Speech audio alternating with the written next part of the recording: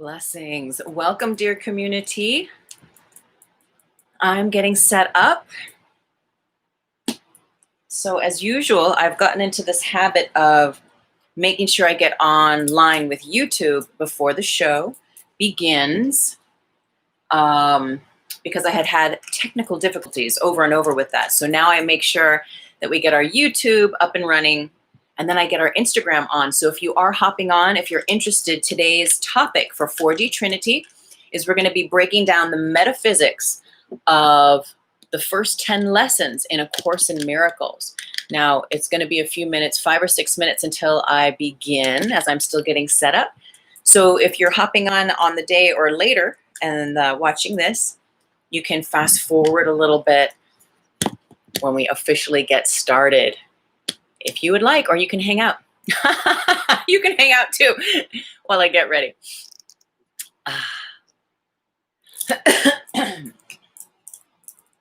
So we do these as well on, yes, we, Spirit and I.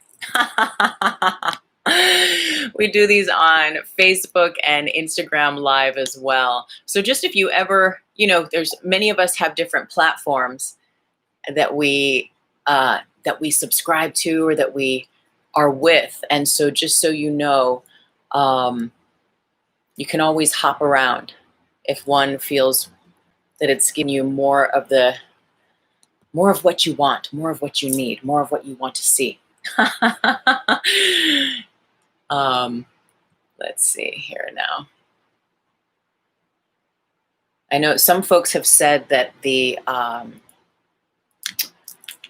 that's just sometimes if one is a little glitchy, that the other can provide a smooth stream. But it just depends on the day. Sometimes I've had really glitchy recordings on Facebook and real smooth on Instagram. And sometimes it's been the other way around. But somehow YouTube, once I can get it up and running, it's pretty. And what I've learned is the lighting. So if there's any other YouTubers out there, it's like the lighting. Because sometimes I had really dark, fuzzy, pixelated situations. And then I was like, oh, this is like all about the lighting. And as a gal approaching 40, in the 3D matrix, I'm like, it's all about the lighting. So blessings and welcome if you're hanging out. Again, just a few more minutes, getting our little situation set up. I'm excited. I did not even know what we were going to do. I didn't even know what we were going to do this week until last night. And that it's more rare that it happens like that. Usually Spirit will give me a download. Okay, 4 minutes to go. So I'm just going to babble. Usually Spirit will give me a download of sorts. Then I can get an idea of what we're going to be doing, what we're going to be working on. I think, are we ready? Oh my gosh, wait, this little guy over here. Gotta keep an eye on it all. Gotta keep an eye on it all. Woo, I think, oh. Okay, let's see here. I shall return.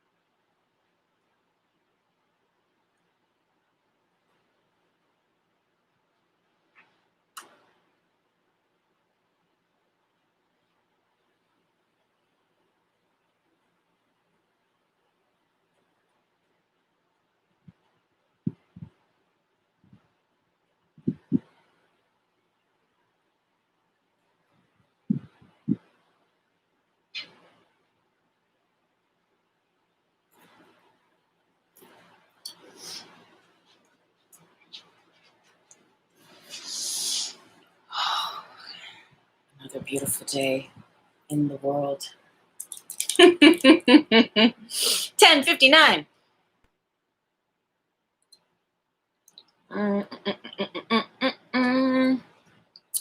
So good.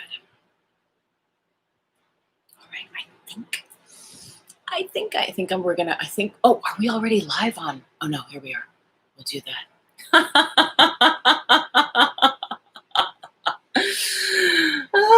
Surprises. Life is full of surprises. If you let it, life is full of surprises. If you allow it, is what I'm continually learning. How about you? You know, there's really something to it. So officially, I'm going to start in, I don't know, 30 seconds. No, we're here. We're here. Here we go. Blessings and welcome. Good morning, everyone. I am Tuesday May Thomas, and this is my weekly live stream, 4D Trinity. Whew, wow, here we are in this amazing, blessed matrix, really in a phase, it feels, of regeneration, of redefinition. And coming into a realization of everything in our world that surrounds us, and a negotiating with it, a reimagining of it. We are given this beautiful time-space continuum. I mean, it's always here to do this work, but it feels like here we are after this huge arc that happened globally throughout all of our collective conscious connected. And now there is this consensus of a reopening, a reactivation of us going back to normal, as it were, of us, resuming our jobs, resuming,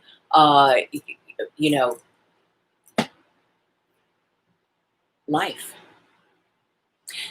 But now with some very new set points.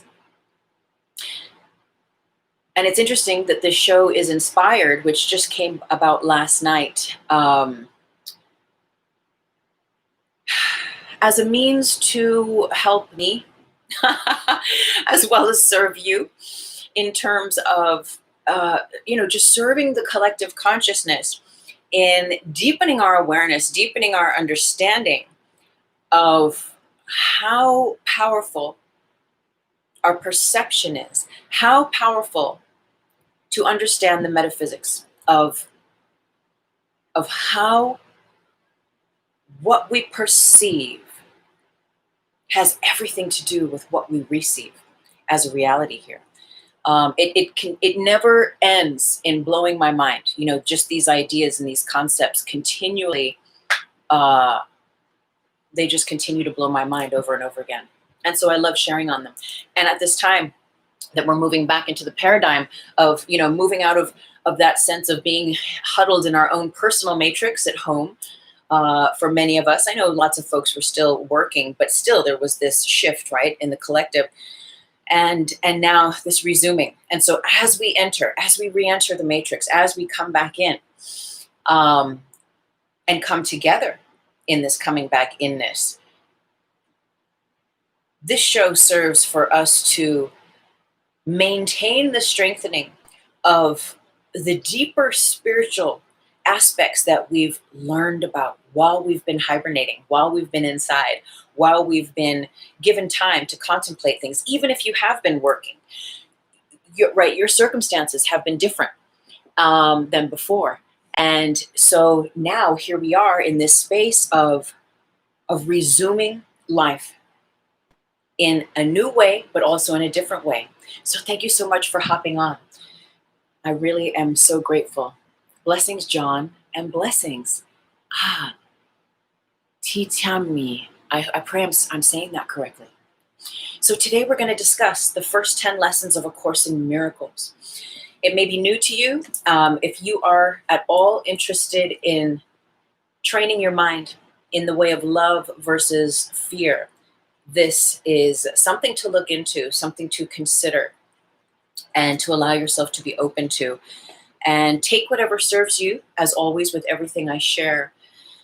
This is really a mind training that places us into the heart center, And if you follow or you watch my shows, everything I share has to do with bringing us back home into the heart.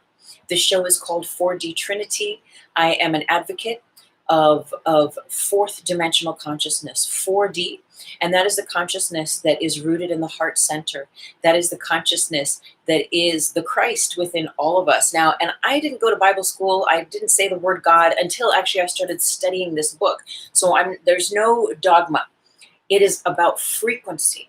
It is about vibration. It is about energy. But ultimately, it's about mindfully using that energy that we are to go beyond the energy of what we think is real. How do we do this? We do this by way of understanding the power of our perception. Deeply rooted in the mind training that is A Course in Miracles is this concept of training your mind from being in the fear channel to plugging into and perpetuating the love channel, to be able to see with eyes of love versus the programmed, the past experiences, definitions, the memory that would tell us otherwise, that would tell us to see through the lenses, through the filters of fear. So to give us a little background, I am going to do, there's going to be a bit of reading. So, hang out, chill out, get your canvas if you've been painting and you want to, just hang out and listen and let it soak in. There really is just so much here. There's so much here. And I'm just going to read what I've been guided to read. And we're going to break down the first 10 lessons, which will change your freaking life if you allow it. And if you're in any way at all interested in spirituality, if you're in any way at all, awakening your heart, awakening your mind, awakening to new avenues of exploring yourself and all things in the invisible realm with a greater understanding of how you create what you perceive in the physical world via the invisible realm, via your thoughts and your unthoughts, then this is for you. If you beat yourself up, if you feel that you dwell in self-doubt, in self-loathing, in self-hate, or that your past just really holds you down and you have come to a realization about that and you're seeking ways to go beyond your past, then this is for you. A Course in Miracles began with the sudden decision of two people to join in a common goal. Their names were Helen Schuckman and William Thetford, professors of medical psychology at Columbia's University College of Physicians and Surgeons in New York City. It does not matter who they were, except that the stories show that with God all things are possible. They were anything but spiritual. Their relationship with each other was difficult and often strained, and they were concerned with personal and professional acceptance and status. In general, they had considerable investment in the values of the world. Their lives were hardly in accord with anything that the Course advocates. Helen, the one who received the material, describes herself as a psychologist, educator, conservative in theory and aesthetic in belief. I was working in a prestigious and highly academic setting, and then something happened that triggered a chain of events I could never have predicted. The head of my department unexpectedly announced that he was tired of the angry and aggressive feelings our attitudes reflected and concluded that there must be another way. As if on cue, I agreed to help him find it. Apparently, this course is the other way. So what happened then is that Helen Schuckman began to receive these downloads, these insights. And what she says is that she heard a voice, yet it was giving her a rapid inner dictation, and the voice made no sound. So she started hearing this voice. And so think about a time in your life when you've ever made a conscious decision for something to shift and how that creates the gateway for potential and possibilities then to meet you where you're at, to offer you information, to offer you books, people, places, things, settings, situations, so that you can consider things in a new light, in a new way. Well, she became this channel for this information to come through. So we're going to go ahead. And if you do have questions, I will do my best to answer them. I've been a student for about 5 years now of these lessons. And if you do have questions, please leave them in the comments and I'm happy to discuss with you. So, what is A Course in Miracles? It is, let's talk about that for just 1 second before we get into the lessons. Hi, Vajra Queen, welcome. So, A Course in Miracles, the idea is that it's 3 books in one. There's text, there's a workbook for students, and then a manual for teachers. And within the text, we have all of these really powerful metaphysical spiritual teachings that are so dense. It takes about, it can take you a long time just to read one sentence or one paragraph and really get what is being said and shared there, and to really digest it and process it. It is that dense and that thick and that powerful already just in the text to help you sort of rewire your mind in the way that you think and the way that you've been taught to think. Now, the next part is the workbook for students, which is what we're going to read. We're going to read lesson 1 through lesson 10. And really, we're more than just reading. We're going to break it down, the metaphysics of it.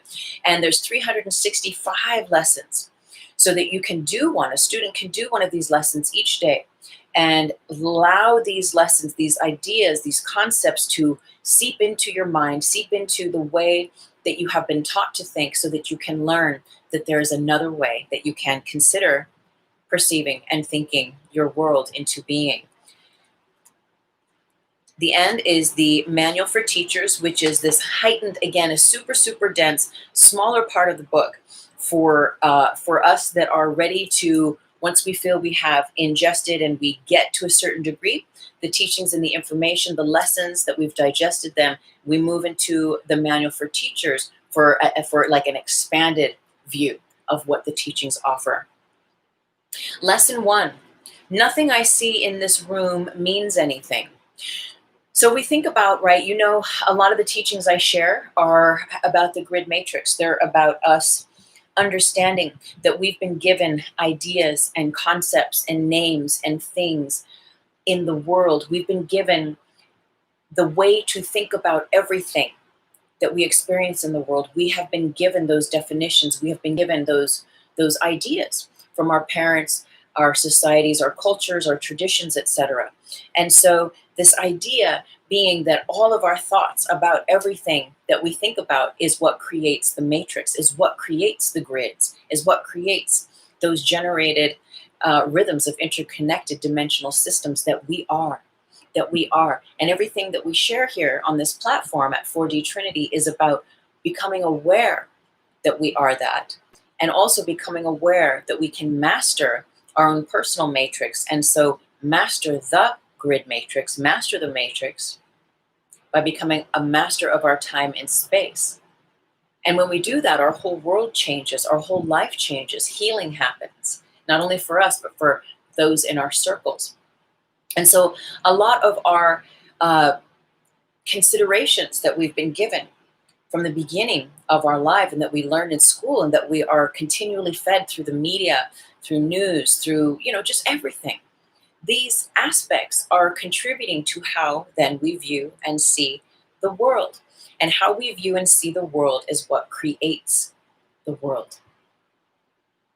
This is the metaphysics of how our reality comes to be, of how we create our reality. Nothing I see in this room means anything. So think about it. Take a moment and look around the space where you are. The chair doesn't mean anything. The window doesn't mean anything. What you see out of the window doesn't mean anything. You can say, but wait, Tuesday, that's a bed. That's a plant. That's a picture in a picture frame. That's a glass of water. That's a tree I see outside. And it's like, okay, yes, and there's more to it. Yes, and let that definition go. Let go of what you think is. Let go of everything that you've been trained and taught. Let go of everything that you think is real. See, this is the way that we find a way, that a way is made for us to have a new experience in the matrix, for us to have a new experience of ourselves, of what our potentials are, within the grid matrix of this third dimensional reality. It is to forget everything that you have learned, everything that you've been taught, everything that you think is right and true. Okay, so this is lesson number 1. So right out of the gate, the book is inviting us to consider this lesson. Nothing I see in this room means anything. So right away, right? You think about your relationships, you think about your car parked outside or your bus pass, you think about all these things that you're doing or that you're creating, or the relationship. I already said that. I'm thinking about someone looking at a picture of themselves and their husband or their wife or their boyfriend or their girlfriend and that whole thing. And whatever definitions that we have given to everything, we're being invited to let go of the meaning that we have assigned to those things, those people, those places, those things, and to also let go of how that meaning anchors us in a very specific perspectual lensery that lends itself to us having only the experiences that are frequentially vibrating with what we think and what we have agreed upon with regard to all these people, places, and things. That is the scope of experience that we can have. That is the scope of experience we can have. So nothing I see in this room means anything. So look around. Even if there's a pile of cash, that doesn't mean anything. Nothing I see in this room means anything. Your body. How many times have you said certain affirmations about your body? What if they don't mean anything? What if your body doesn't mean anything? What if you're not a body? Lesson number 2.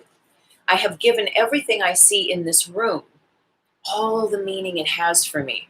Okay, so now lesson number 2 is bringing us into this level of awareness that speaks to us recognizing where we have assigned meaning to things, where we have assigned meaning to people, to places, to our ex-partners, to people that we love that have passed away, to the money in our bank account, to our bodies, to our friends, to our families, to our circles, to politics, to politicians.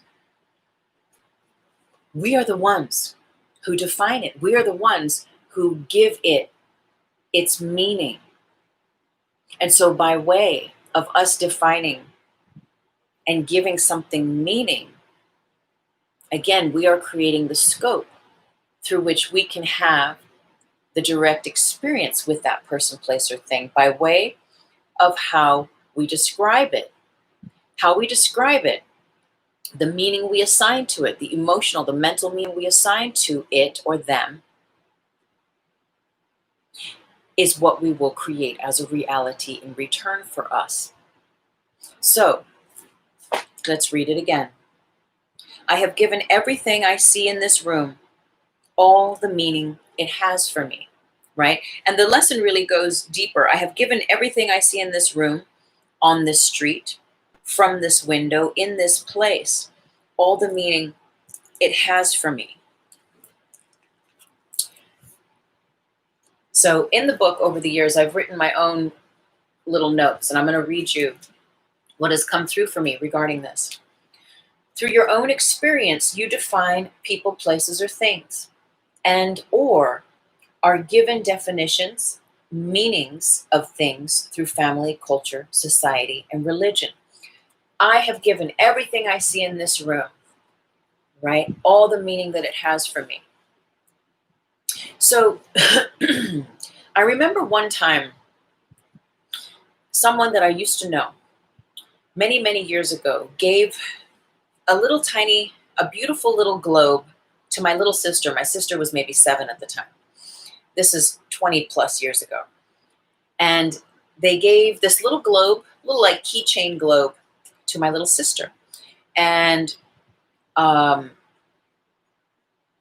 many years later then, this person that I used to know saw my little sister again, right? Maybe 3 or 4 years later. Maybe my sister was 7, and then later she was 10 when this person met her again. And I remember they hadn't seen each other since the time this person had given my little sister this little globe. So they re-meet. We're all like, oh, hey, blah, blah, blah, blah, blah. Okay, great. Then me and this person go off and we do our own thing. And they say to me, you know, I was really disappointed in your little sister. And I was like, oh, why so? And they were like, well, 3 years ago, I gave them this like really special little keychain of the globe of the planet Earth. And I always expected like them to, you know, say thank you, to I was expected to be acknowledged for that.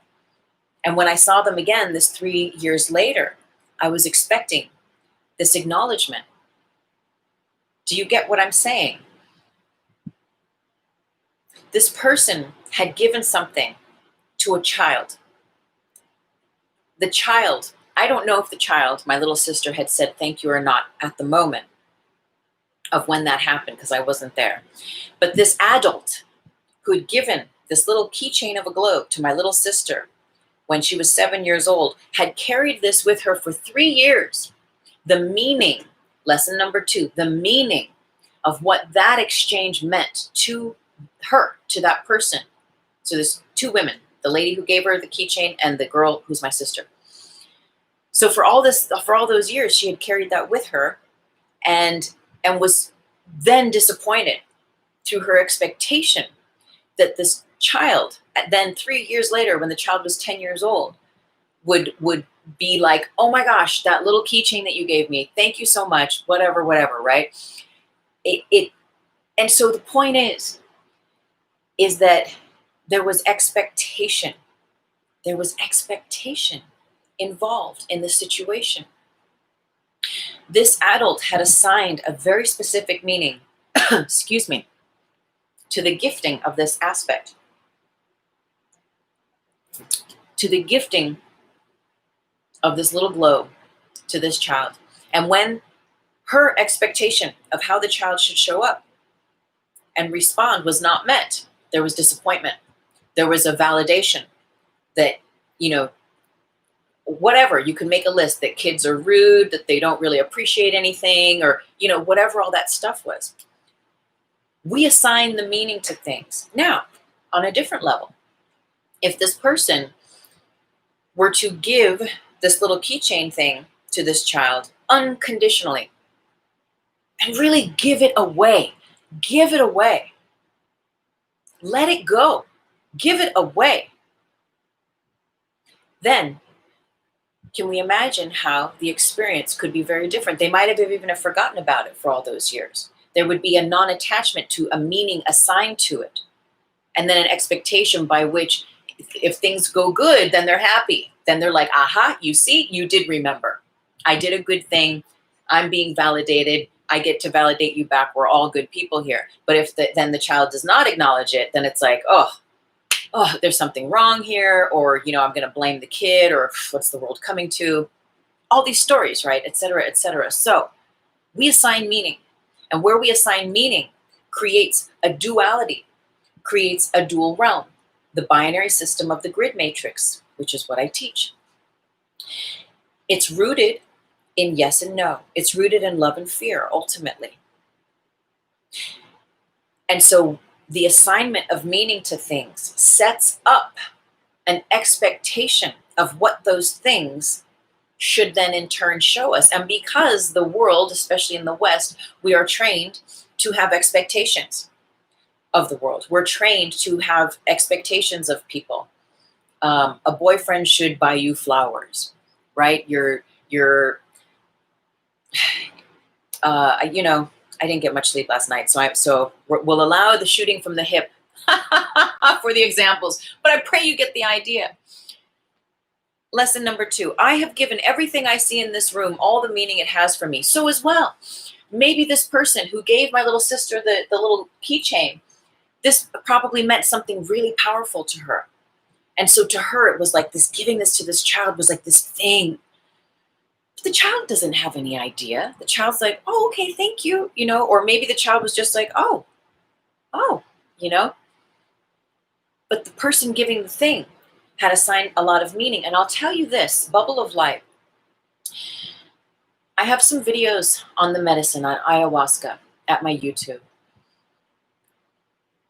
I have been with the medicine, and maybe no more than 5 or 6 times, maybe 6 times, right? Since 2012. And a dear sister who had become a very dear friend, she was also with the medicine, and she'd probably taken it 30 or 40 times. And at one point along her journey, she had been gifted a huge vessel of medicine. And I remember when we first started hanging out and I was at her place, she opened her fridge and she was showing me, and I was like, dude, whoa. It's like, wow, reverence, respect. And thought nothing of it.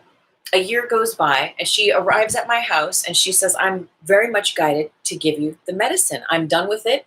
I'm no longer going to take it anymore. I'm done. I've gotten what I needed from it. I'm cutting all the cords. I'm letting it go. And I'm guided to give this to you. And so I was just like, whoa, this is like powerful. If any of you are aware of that power of the medicine. So of course, here I am going like, which is a whole other thing, which I believe there's videos where I talk about it a little bit on my YouTube, about the experience with it, but it was a divine initiation, and it took me 6 months just to be with it and to make a relationship with it, to assign zero meaning to it is the point of where I'm going with this, to let go of me having any assignment of what this stuff, what the significance of this is and what it means, et cetera, but to just make a pure love connection with this quart of ayahuasca and say, I'm listening, I'm at your service. And really then to let it go, right? To not think about it or not try to figure it out, or to, just to let it go in love. Well, eventually the relationship with myself and the medicine came about, et cetera, and I was microdosing, and I was doing what it had guided me to do over a series of many months, as I said, of getting into a relationship with it. And then at one point it was like, okay, we're going to do a full sit. And I was like, oh my gosh, I'm going to sit without a shaman. And they were like, you are the shaman. And I was like, oh, okay. And I'm with the teacher. I'm sitting with the medicine, who is the ultimate teacher. And when you really learn to listen and to be the student in the presence of these aspects, you will receive, right, that divine, impeccable guidance. So I'm in my ceremony, and I'm 2 cups in my living room with the spirits and my guides and the medicine and doing the journey. And then the ayahuasca comes in and says to me, go and record this on YouTube Live or something crazy like that. And I'm like, are you fucking joking me? Like, there's still enough of me, the ego, the Tuesday part of me there, that was like, are you joking me? That's crazy. And the medicine was like, well, the cool thing I learned about medicine, I know I'm kind of sidetracking here about the Course in Miracles, but there's a point. The thing I learned about medicine is that even if it invites you, you don't have to say yes. You can say, no, thank you. Please come again. And so it was saying like, well, this is an invitation. Do what feels authentic to you. And so I sat and I sat and I sat, and it was like, yes, yes, yes. So I set up the computer anyway. So I recorded, and it was guided. Then I had another cup. So next day, I watch it once. I share it. That's what the medicine wanted, was posted on YouTube, this medicine journey, because it said that it had medicine messages to share. So in honor of that, I did that. Well, the friend who had given me the medicine all that time before finds out about this and comes driving straight to my home. I'm still coming down, if you will, from the journey from the night before. And she comes, and what is realized there, like the giving of the globe to the little girl, is that as much as this person had said she had let it go, she had cut the cords, she's completely she with respect, but she's done with it and she's let it go, and it's guided to give it to me. Well, what I was being shown is that had she really let it go, and because she was not happy that my guidance was to do as I had been guided to do with it. And so she had a certain meaning, I guess, assigned, or an expectation assigned to what was going to happen with that medicine. And many things happened with that medicine. I later shared a ceremony with an apprentice at that time. And as I said, there was microdosing for a long, long time with it. It's a blessed, blessed, blessed, blessed, blessed gift. And I'm so very grateful to her for listening to her guidance to share it with me.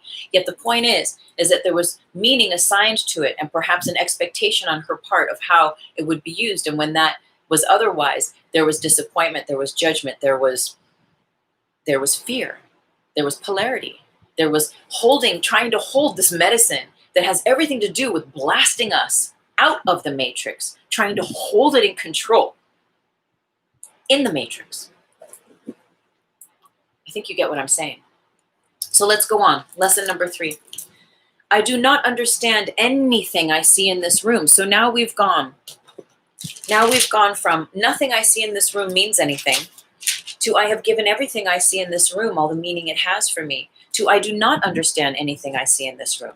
This is where we get into the 0 point, the beginner's mind, the no connection to the grid, like what we were just saying, no connection to the matrix, no internal wiring to set off the repeat sequence, right? Remember the other week we were doing our feedback loop, what we send into the matrix, into the grid, connects with all like energies and comes back to us as experience through people, places, and things. It's a feed forward feedback loop. This is you, the little giraffe. Laura! Oh my God, see, I put my glasses on. I look up, Laura, I love you. So it's a feed forward feedback loop. Metaphysically, that's how the universe works. And so these lessons, moving us out of fear and into love, bridge us to that 0 point, to that beginner's mind where we don't have any mind about it. Whatever it is, that's the God phone. Let's see. Hello? Hey, God. Yes, we're breaking it down. Course in Miracles. God says hi. And I love you. We love you. I love you. Yes. Okay. There's a little note in here. Let's see. Where is it? Oh, I see it. Okay. It's from A Course in Miracles. It's a little card with one of the text quotes in it. You want me to read it? The Holy Spirit will help you reinterpret everything that you perceive as fearful and teach you that only what is loving is true. Thank you for that. Yeah, the Holy Spirit is a big player in A Course in Miracles. The Holy Spirit is like the higher self in our spiritual realm. You know how we connect with God, say, or source or universe, and we might feel that higher self is channeling God or source or love or light to us. So like as an intermediary, in that way, Holy Spirit is that in A Course in Miracles. So thank you. Only what is loving is true. Thank you, dear God. That's it? Okay. Blessings. Namaste. God says namaste. I love that. You know, because in the very, very beginning, I almost feel like, should we hang out and do, we're only halfway through here today, but it's taking me a minute to get warmed up, I feel, because I got very little sleep last night for whatever reason. Oh yes. So in the introduction, there's a quote, and it says, this course can be summed up by nothing real can be threatened and nothing unreal exists. Herein lies the peace of God. Nothing real can be threatened and nothing unreal exists. The point being, only love is real and fear is unreal. Fear, anything rooted in fear, does not exist. And only that which is rooted in love is that which exists. So if we look around the world, look around the matrix, look around this world right now, all the stuff that is rooted in fear, imagine. And I know there's violence and there's crazy. And it's not that we don't acknowledge what is here, yet we open the ways that we perceive what we're being shown that is here. And we allow ourselves to see in an expanded way and to consider that the way that we see, anything we see through the filter of fear, is actually what is unreal. and that what we see through the eyes of love is that which is real. And metaphysically, we make it so. Our thoughts, our words inspire the vibrational sequence of the atomic structures that make up metaphysically, atomically, this world, our bodies that we live in. Come on, we know, right? If you have unhealthy thoughts towards your body, you're going to create an unhealthy environment for all of your cells, an unhealthy condition for your mind. If you're continually letting thoughts of self-hate, of self-doubt rule you, how easy is it going to be to see through the eyes of love? That's going to create your filters of perception. That's going to create that frequency in your body. And we know when we say, I love you to your body, when we treat ourselves with love and kindness and care and with others, that creates a whole different frequency. Everything is resonance. Everything is just vibrating and showing you what it would show you. One of the best shamanic teachings I learned from the beginning is your environment is alive and responds to your perception of it. There's nothing outside of you that is not inside of you. So let's keep going. Lesson 4, these thoughts do not mean anything. They are like the things I see in this room, on this street, from this window, in this place. So unlike the preceding ones, these exercises do not begin with the idea for the day. So as well as the lessons, you have little exercises every day to do. Okay. In these practice periods, begin with nothing the thoughts that are crossing your mind. Begin with noting the thoughts that are crossing your mind for about a minute. Then apply this idea to them. So sit for just 5 or 10 seconds and imagine all the thoughts that you have don't mean anything. Don't mean anything. And really, it's powerful to think about everything the planet has been through in the last 2, 3, 4 weeks. And imagine those thoughts don't mean anything. Imagine they don't mean anything. Polarity consciousness, good versus bad, right versus wrong. This is the play of love and fear in the matrix that maintains the generation of the matrix, that keeps it moving, that keeps it going through us. But what we learn is that we learn mastery of the matrix. We learn that we are not just a body. We are not just a body on this planet, a victim of certain circumstances. We learn that we are so much more than this body. And this body is just a set of atoms, my friends. Just a set of atoms. That's all you are. Yes, you have a name and a family and all that world stuff. But bottom line, you're not even those atoms. You're not even your name. You're God. You're light.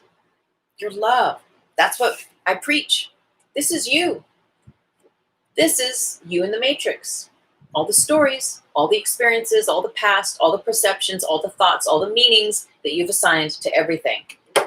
When you let all that stuff go, when you zero it out, beginner's mind, come back to really letting go of who you think you are, that's when you begin to learn what you really are. And then you learn to create a clear relationship with the atomic structure that you are, metaphysically, and you realize how everything is resonance, everything is frequency, and how your thoughts, your words, your perceptions, the thoughts that you think that you don't even think you're thinking, that you don't even know you're thinking, how they have everything to do with how everything in your life is showing up. Yes. Let's go on. Lesson 5. I am never upset for the reason I think. Now this one gets people pissed. You know, they might be like, okay, I can hang out with lessons 1 to 4, but then we get to lesson 5 and people are like, oh, yes, they did. It's the blame. It's the judgment. But that blame, judgment, fear keeps us in the matrix. It keeps us bound to the loom of the collective consciousness that is rooted in the polarity of love versus fear, of right versus wrong. of yes and no. And remember, we are more than that binary system. That's what 4D is all about. It's about mastering the matrix and realizing the Christ frequency, that in the world and not of it, that bridging heaven on earth through this heavenly body. But your heavenly body, right? We get to master the physical body, the set of atoms, to activate the light body. I am never upset for the reason I think. This idea, like the preceding one, can be used with any person, situation, or event you think is causing you pain. So who or what is causing you pain currently? What situations are you working on? Your landlord, your ex, your mother, your father, a cousin, whatever it might be. Are you really upset at them? Apply this idea to that which you think is causing you pain. I am never upset for the reason I think.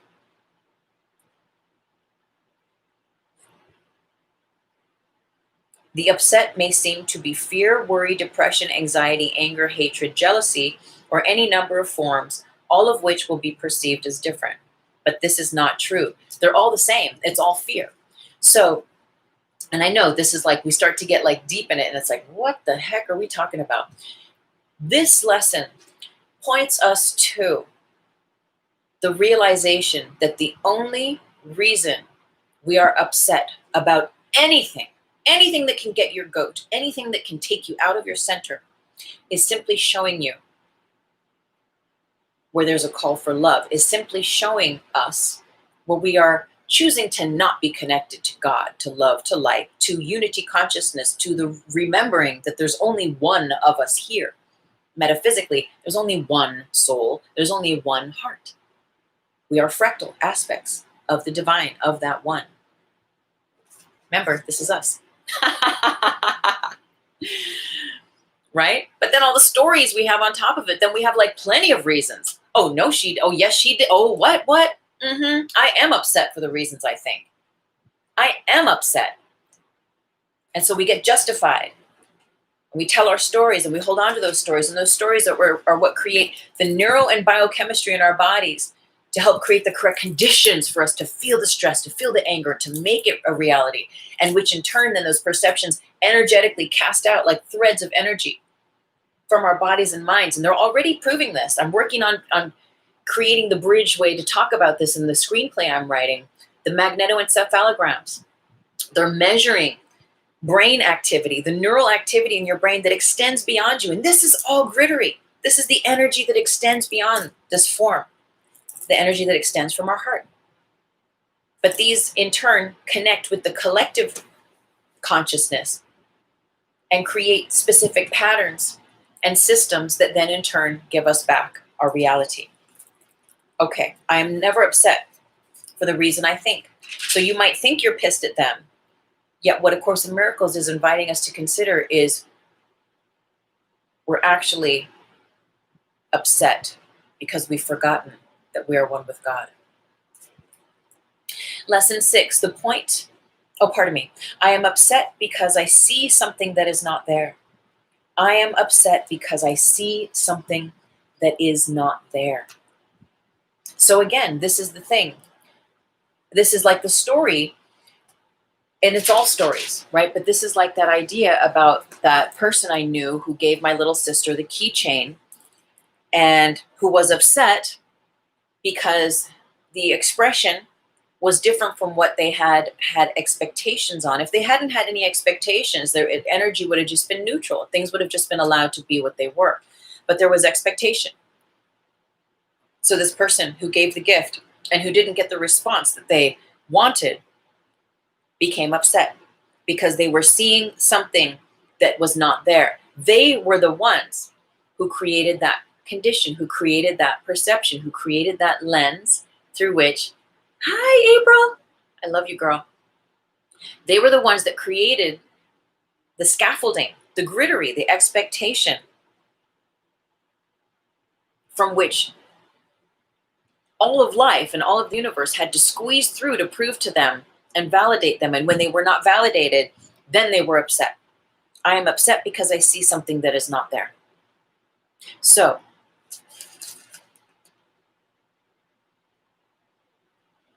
all the stories that we create in our minds, all of the ways that we might put thoughts into other people's heads.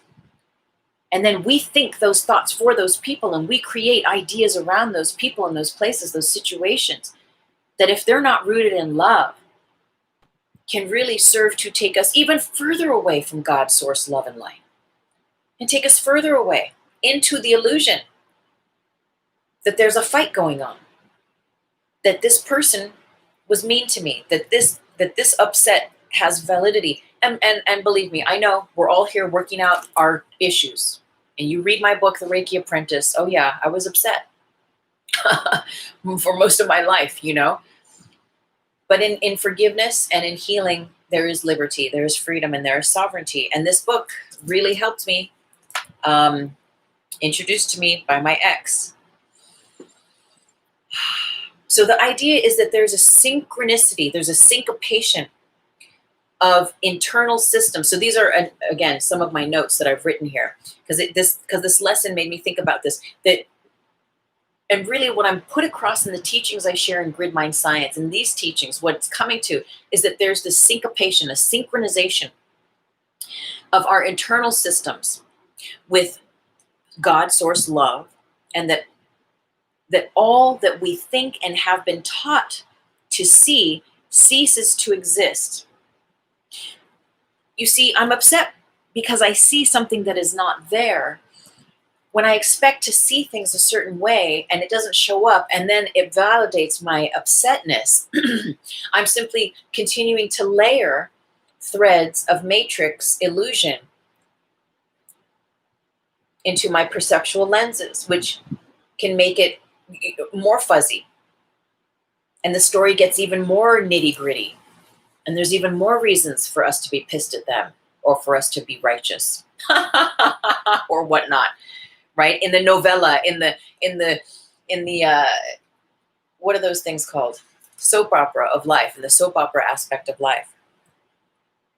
But what happens is when we realize, you know, there could have been, and maybe perhaps there was, I don't know, I don't speak to this person anymore, but perhaps at a certain point, the person who gave my little sister the little keychain, perhaps there was a turning point, and where they realized, like, and I'm not saying that anything is right or wrong. I'm just offering this widening of perspectual lenses for us. But perhaps there could be an aspect where they realize, like, oh, you know, I'm the one who had expectation of this child having a certain response, and I was actually disappointed because their response was different from how I expected it to be.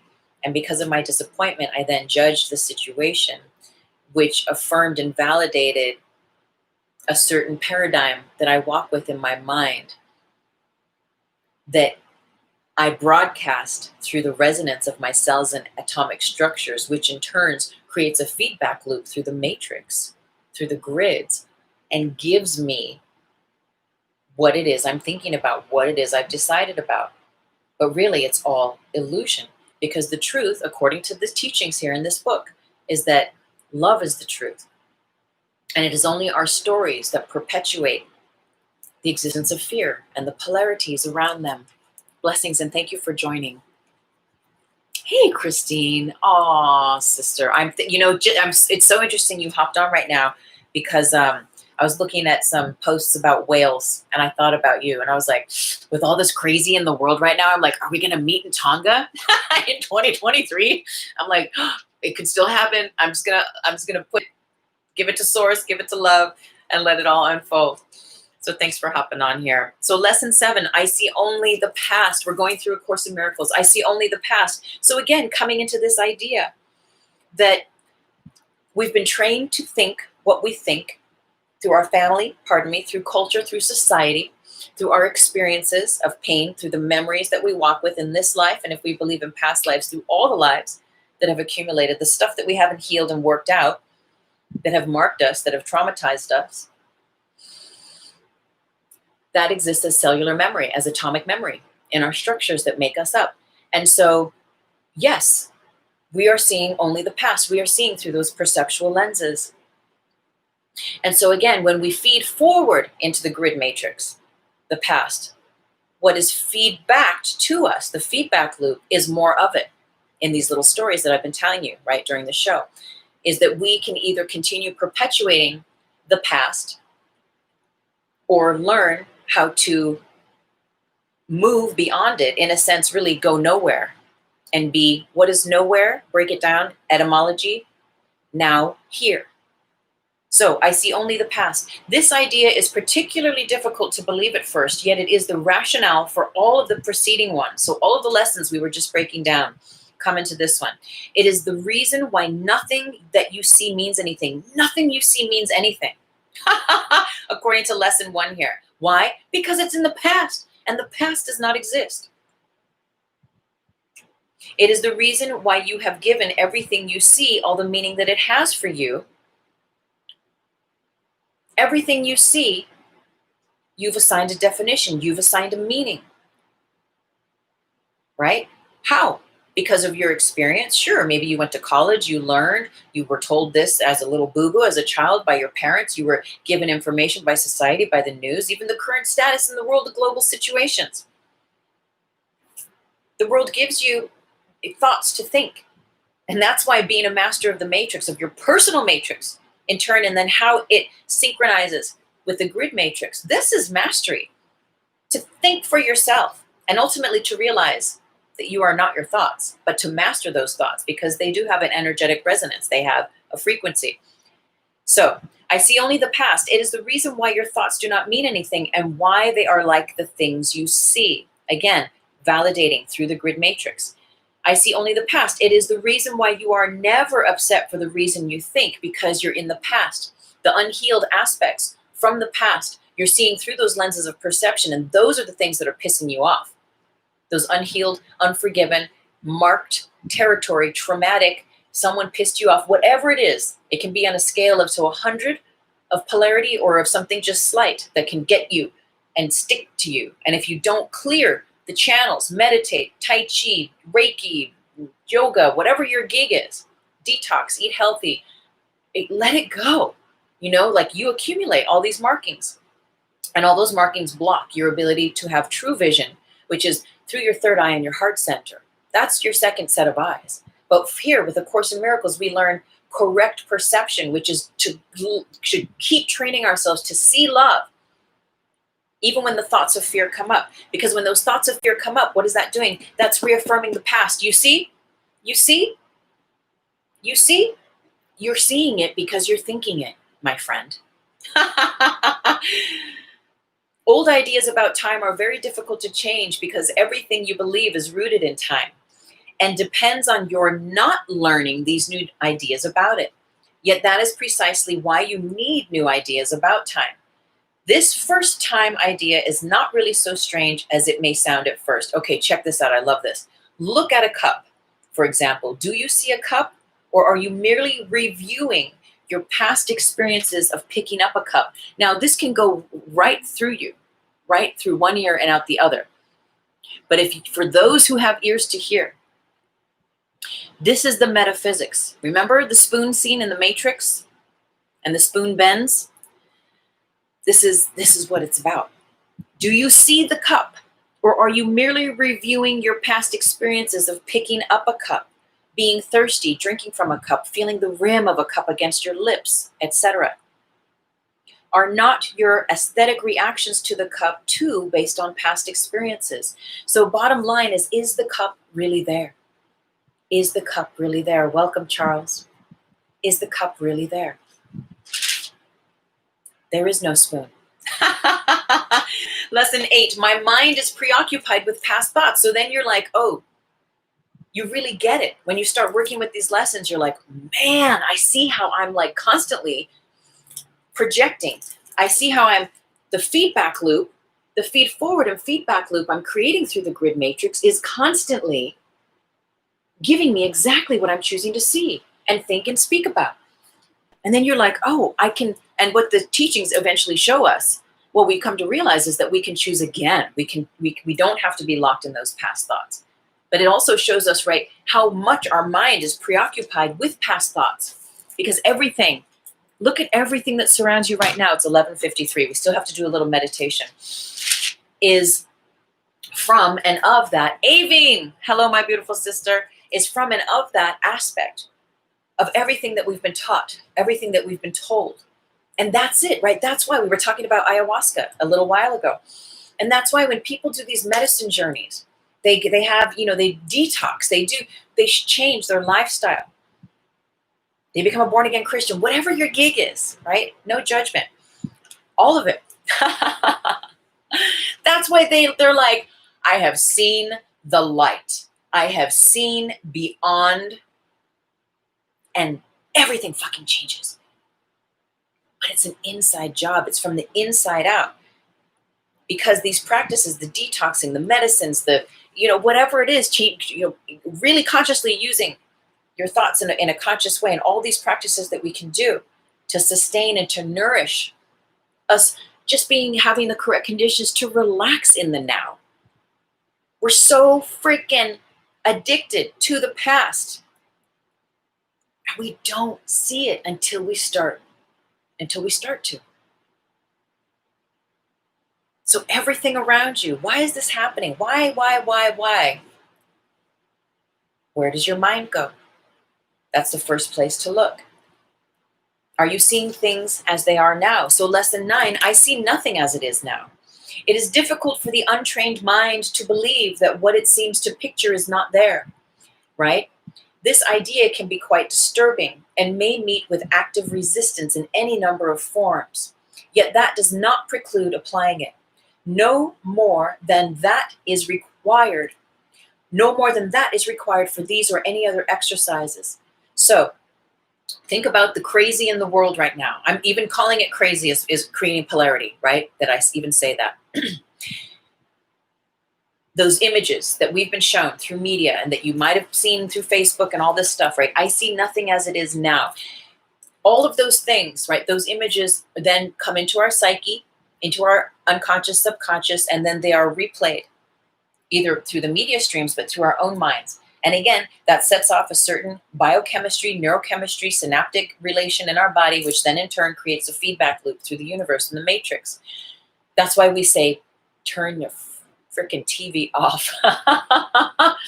Get outside, go hug a tree, because there's a whole different set of radio stations playing, a whole different set of channels that are activated, and those channels are within you. I see nothing as it is now. So again, are we pissed at the police? Are we pissed at the whatever, just fill in the blank, because of all the past that we've seen? Yet what's really happening in the now? Fourth dimensional consciousness, as I teach it, the now moment is the collapsing of the internal condition into love and only love. So firm that there is no wiggle room for fear at all. And that's a very, very powerful paradigm. There is only now. There is only one moment, and it's happening now. I love that. Spirit dropped that with me in a meditation a while back. So the last lesson, not the last, but lesson 10, my thoughts do not mean anything. The emphasis is now on the lack of reality of what you think you think. So once you start disembarking from being so attached to how you see things, especially those things that have caused us harm or where there's polarity, once we disembark from needing to have those thoughts affirmed continually and from giving them the rise in our matrix and speaking them, and when we start to soften and just have more neutrality and rewire ourselves towards the realm of love, we then begin to have this healthy, we begin to see the thought outside of ourselves, and we're like, and then we can start to consider, is it really serving me? Is that placing me in my power, which is always in the now moment? Or is it keeping me bound in the past? I can never lose weight. Well, all of my family had diabetes, so I'm going to get it. All my family had breast cancer, so I'm going to get it. It's past. The police, we need to, and I'm not saying, this is just bubble of light and a metaphor. The police are brutal. We need to get rid of the police completely. That's a grid, right, in the matrix. Yet that is seeing through the past. It's not creating the correct condition in the now for a revitalization of something that has never been before. You see, the now moment is the moment of happenstance, is the moment. This book is A Course in Miracles. Yet we get to collapse all the thoughts that we walk with that perpetuate the matrix of the dual reality of the matrix in order to go beyond the matrix, in order to bridge what is that heaven on earth realization through us, through our personal matrix of being. And so walk with that and bring that heaven on earth wherever we go. It's just natural. It happens. Yet we have so much polarity. And that's just human, though. That's how we're taught that we walk with.